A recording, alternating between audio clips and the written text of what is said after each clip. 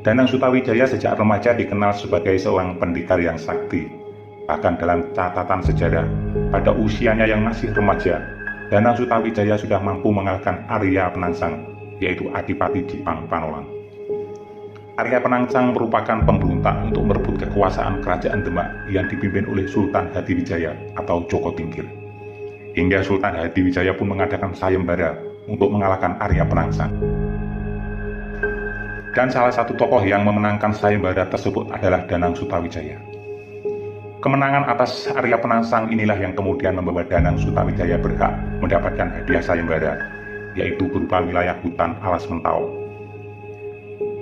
Di wilayah hutan Alas Mentau inilah Panembahan Senopati bersama ayahnya Ki Ageng Pemanahan membangun sebuah kerajaan yang di kemudian hari disebut sebagai Kerajaan Mataram Islam. Berbagai rintangan pun terus menghadang pendirian kerajaan ini.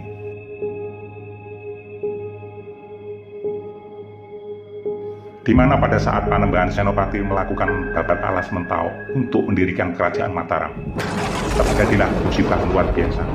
Bangunan yang sudah didirikan rakyat ambruk, rumah atau kubu-kubu yang sudah dibangun tiba-tiba terkena angin puting beliung, dan berbagai penyakit pun mulai mewabah. Masyarakat awam pun diliputi berbagai teror dan ketakutan. Suasana ini pun membuat Panembahan Senopati putra Ki Ageng Pemanahan bergegas langsung menemui Ki Juru Martani, tokoh spiritual Mataram sekaligus paman dari Panembahan Senopati.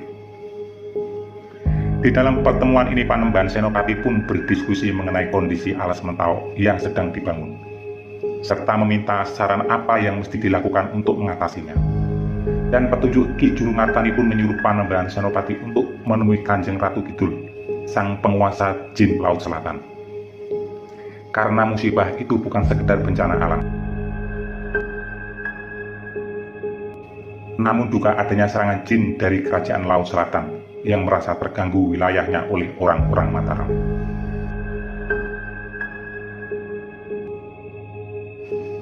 Suatu ketika Laut Selatan Pulau Jawa oleng, menggelegak seperti air panas di kuali. Kemilau air laut yang biru mendadak keruh berbuih mendidih, terguncang gempa.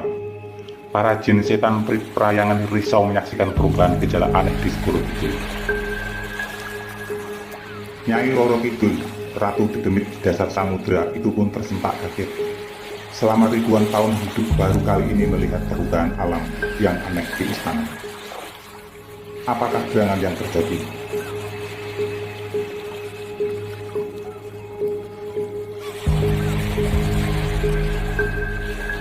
Segera Nyai Roro Kidul melesat keluar dan berdiri di atas air laut, memandang bumi, dunia yang terang benderang itu.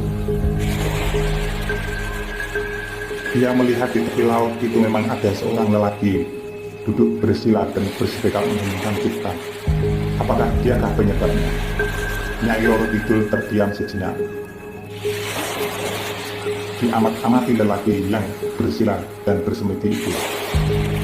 Dan betapa kagetnya setelah tahu dia adalah Panembahan Senopati. Tak salah, tak silap, dialah penyebab prahara Laut Selatan. Dan begitu melihat kecantikan sang Nyai Roro Kidul itu, Panembahan Senopati terpikat lalu jatuh cinta. Maka mereka berdua berjalan di atas laut menuju istana. Konon keindahan istana itu tak ada tandingannya di dunia ini.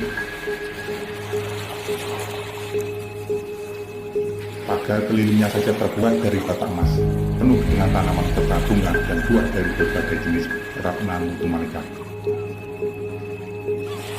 Disinilah setiap hari Panembahan Senopati menerima berbagai pelajaran. Pelajaran itu ialah ketatanegaraan, ilmu menjadi raja, memerintah manusia serta jin dan peri. Selama 3 hari 3 malam, mereka berkasih-kasihan layaknya suami istri. Semua ilmu pemberian Nyai Roro Kidul menjadi bekal bagi Senopati untuk hadir sebagai raja sakti, bijaksana, penguasa tanah Jawa yang tiada duanya.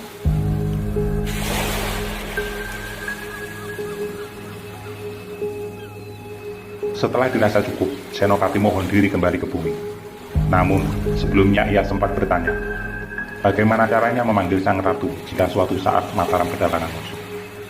Ratu penguasa Laut Selatan itu pun tersenyum dan menjawab, bersedekaplah dengan berdiri suku tunggal, dengan memandang ke langit. Aku dan sekalian tentaraku akan segera membawa kemenangan. Itulah sekelumit kisah cinta Nyai Roro Kidul bersama Raja-Raja Jawa. Bila Anda suka sejarah dan budaya Nusantara, mohon subscribe channel ini. Sekian dan terima kasih.